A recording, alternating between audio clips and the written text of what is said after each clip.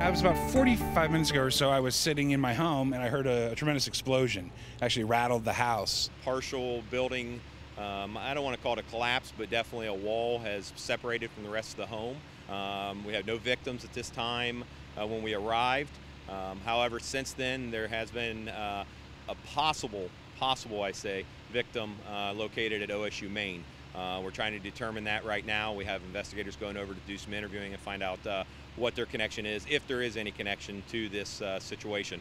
I talked to some of the guys who had surveyed the scene, then the first responders, and they indicated that there had been an explosion, that the building had sustained, or the apartment unit had sustained severe damage, and that most disconcertingly, the apartment was full of guns. Obviously something happened. It could have been from just natural gas, or it could have been some type of illegal activity going on. And we're too early in the investigation to determine that at this time. In the back, in the alley, any chance that the person ran from the property and shed their clothing as they were leaving? Well, I mean, it is kind of odd, but that's back there. So that's part of what the investigation is, try to determine what that is and why those are back there. But to say that that belonged to somebody that was in that house, that's, too early in the investigation to determine that. But that is something we're going to be looking into. Just the update is there is a second victim that is showed up over at OSU Main as well. So now we're up to 2 victims over there.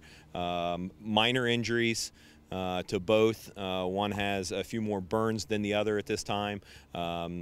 It appears that one's going to be released. The other one may not be. It just depends at this time. So we're still trying to do investigative work to determine, what their connection is to this location and why they're in there and what was going on. So that's basically the update, that we have 2 victims over there now. Where we stand right now, we have our hazmat units here as well as our bomb investigations units as well. And we're just trying to verify what happened and what may have caused this. And at this time, we're just searching around to try to get more evidence to determine what did happen.